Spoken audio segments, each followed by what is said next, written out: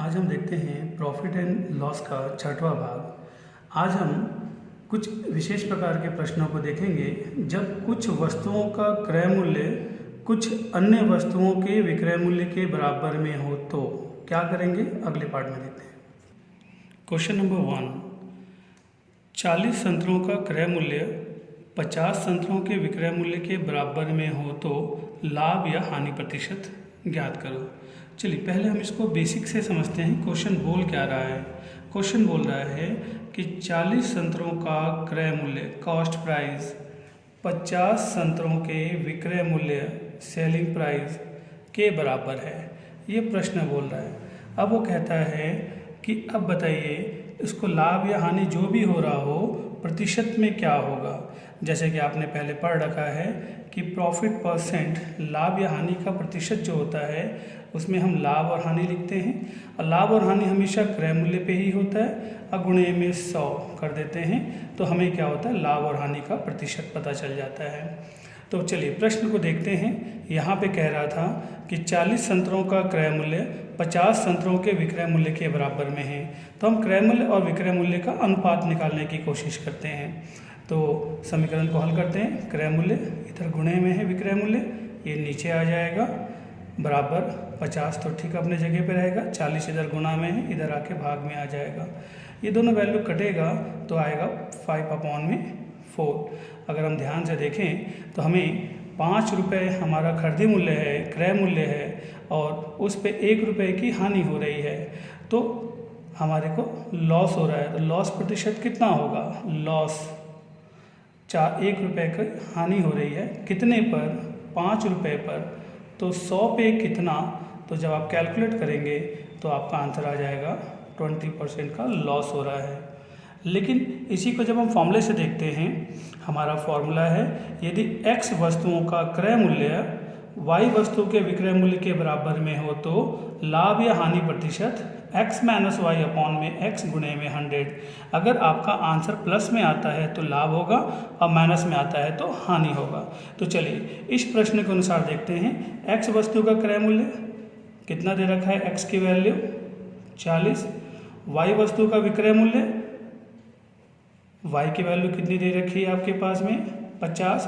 तो आपको यहाँ पे लाभ या हानि प्रतिशत जो भी निकालना है तो फॉर्मूला कह रहा है x माइनस वाई 40 माइनस 50 बटे में y की वैल्यू 50 है गुणे में 100। जब आप कैलकुलेट करेंगे तो जब आप कैलकुलेट करेंगे तो पता चलेगा आपके पास जो वैल्यूज़ है। तो जब आप इसको कैलकुलेशन करेंगे तो यहाँ पे होगा माइनस का 10 और यहाँ पे होगा 2, तो माइनस का 20, माइनस वैल्यू तो 20 है और माइनस साइन ये बता रहा है कि आपको इसमें लॉस हो रहा है। तो आपका इस प्रश्न का आंसर हो जाएगा कि इस सौदे में आपको 20% की हानि हो रही है।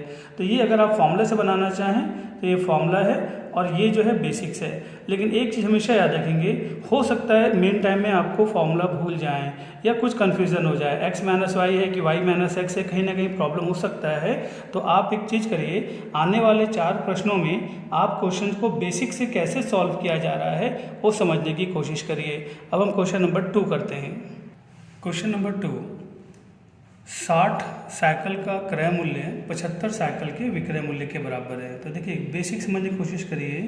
60 साइकिल का क्रय मूल्य कॉस्ट प्राइस 75 साइकिल के सेलिंग प्राइस के बराबर है, जो कंडीशन दे रखा है उसके हिसाब से। तो आपको लाभ और हानि निकालने के लिए क्या करना पड़ेगा, कॉस्ट प्राइस और सेलिंग प्राइस का रेशियो निकालना पड़ेगा, अनुपात। तो 75 तो अपने जगह पे ही रहेगा, 60 जो है उसके साथ में नीचे आ जाएगा। तो अगर 15 के पहाड़े से लेके चलें तो 15 पंचे 75, 15 चौक 60।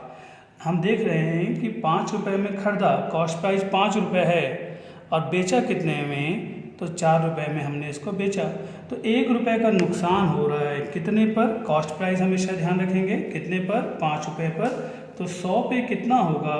अगर आप कैलकुलेट करेंगे तो आपको 20% की हानि हो रही है, तो आपका आंसर होगा 20%। अब हम देखते हैं question number 3। Question number 3, 50 pencil का क्रय मूल्य 60 पेंसिल के विक्रय मूल्य के बराबर है। तो 50 पेंसिल का क्रय मूल्य 60 पेंसिल के विक्रय मूल्य के बराबर है। तो यहाँ पे हम रिलेशन निकालने की कोशिश करते हैं। कॉस्ट प्राइस अपॉन में selling price equal to 60 upon में 50। जब कैलकुलेट करेंगे तो यह जाएगा 6/5। इस बार हम देख रहे हैं कि 6 रुपये में खरीदा और 5 रुपये में बेचा। फिर से उसे नुकसान हो रहा है 1 रुपये का। 6 रुपये पर 1 रुपये का अगर नुकसान को कैलकुलेट करें तो हमारा कैलकुलेशन हो जाएगा 3 बचेगा और यहाँ पे 50 बचेगा। तो मतलब हमें नुकसान हो रहा है 16 से ही 2/3% का हमें हानि हो रहा है, जिसे दशमलव में अगर हम लिखेंगे तो हमारा आंसर है बी। अब हम देखते हैं क्वेश्चन नंबर 4। क्वेश्चन नंबर 4, यदि 36 पुस्तकों का क्रय मूल्य 30 पुस्तकों के विक्रय मूल्य के बराबर है तो लाभ या हानि प्रतिशत ज्ञात करिए। तो ध्यान से देखिए, 36 पुस्तकों का क्रय मूल्य कॉस्ट प्राइस 30 पुस्तकों के विक्रय मूल्य सेलिंग प्राइस के बराबर है। ये आपको प्रश्न में दे रखा है। तो चलिए हम रिलेशन निकालते हैं। कॉस्ट प्राइस अपॉन में selling price equal to 30 upon में 36। ये अगर आप 5 से काटेंगे 6 से काटेंगे तो 5 बार, और 5 से काटेंगे तो 6 बार। इस बार क्या देखने को मिल रहा है, कॉस्ट प्राइस 5 रुपये आ रहा है। तो 5 रुपये में खरीदा, 6 रुपये में बेचा, मतलब 1 रुपये का मुनाफा हो रहा है। कितने पर? तो कॉस्ट प्राइस 5 रुपये दे रखा है। तो 1 रुपये का मुनाफा अगर 5 रुपये पे हो रहा है तो 100 पे कितना होगा, क्योंकि प्रतिशत हमेशा 100 पे ही निकालते हैं। तो आपका आंसर होगा कि 20% लाभ। एक चीज़ ध्यान रखेंगे कि अगर आप क्वेश्चन को बेसिक से करेंगे और एक बार बना लेंगे तो आपको फॉर्मूला याद नहीं रखना पड़ेगा। अगर आप फॉर्मूला याद नहीं रखेंगे तो आपको फॉर्मूला भूलने का टेंशन नहीं रहेगा, इसलिए आप क्वेश्चन आसानी से बना सकते हैं। अंतिम क्वेश्चन नंबर 5 को समझने की कोशिश करें। क्वेश्चन नंबर 5, यदि 50 संतरों का क्रय मूल्य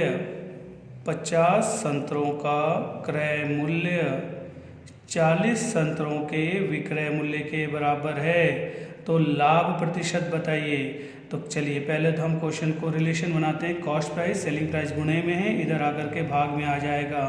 तो कॉस्ट प्राइस अपॉन में सेलिंग प्राइस इक्वल टू कितना हो जाएगा, 40/50। अगर हम इसको 10 से काटते हैं तो 4/5। कॉस्ट प्राइस 4 रुपया, सेलिंग प्राइस 5 रुपये का मतलब होता है 4 रुपये में खरीदा और 5 रुपये में बेचा, मतलब 1 रुपये का फ़ायदा हो रहा है। कितने पर? 4 रुपये पर। तो 100 पर कितना फ़ायदा होगा, आप आसानी से कैलकुलेट कर सकते हैं। इस प्रश्न में आपका आंसर होगा ब।